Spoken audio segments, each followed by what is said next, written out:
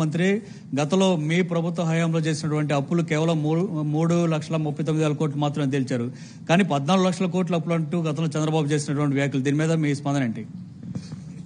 Sir, Chandrababu Naidu గారు కూటమి ప్రభుత్వం ఏ విధంగా బాధ్యతారాహిత్యంగా నిర్లజ్జగా అబద్దాలను మాట్లాడుతుందో, ప్రభుత్వం బాధ్యతను మరచి ప్రజలపై ఒక తప్పుడు సమాచారాన్ని రుద్దుతుందో ఇవాళ బట్టబయలైపోయినటువంటి పరిస్థితి.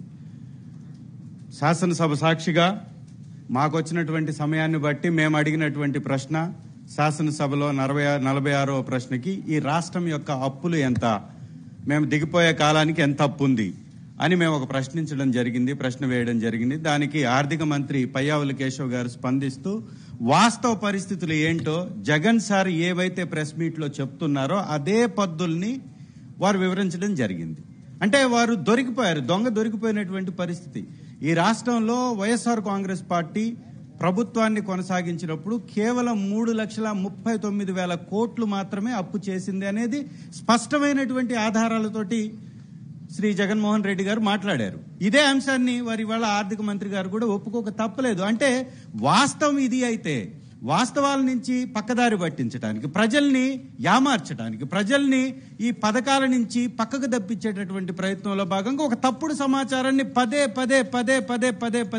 వీళ్ళు చెబుతూ ఈ రాష్ట్రాన్ని దగా చేస్తున్నారు. దీని మీద ప్రతి ఒక్కరు కూడా ఖచ్చితంగా దృష్టి పెట్టాలి, స్పందించాలి. ఇది ఎంత దుర్మార్గం అంటే 14 లక్షల కోట్లని రీసెంట్ గా కూడా కొంతమంది నాయకులు మాట్లాడుతున్నారు. ఇప్పుడు మంత్రులుగా ఉన్నటువంటి వాళ్ళు శాసనసభలో కూడా అబద్దాలు మాట్లాడుతున్నారు. అదే శాసనసభ సాక్షిగా ఈ పద్ధతులను వివరించడం జరిగింది. అది కూడా పబ్లిక్ సెక్టార్ లో చేసినటువంటి అప్పులు 2,34,000 కోట్లు, వివిధ కార్పొరేషన్ల ద్వారా తీసుకున్నది 1,05,000 కోట్లు, ప్రభుత్వ రంగ సంస్థల దగ్గర నుంచి తీసుకున్నది 1,58,000 కోట్లు మాత్రమే. అంటే ఇది స్పష్టంగా వాళ్ళు దొరికిపోయారు, దొంగలు. మరి రాష్ట్రం అంతా అప్పుడు ఊబిలో కూరుకుపోయింది, మరో శ్రీలంకగా మారిపోయిందంటూ చంద్రబాబు సాక్షాత్తు అనేక సార్లు కాలికి బలపం కట్టుకున్నట్టు ఊరు తిరిగి ప్రచారం చేశారు.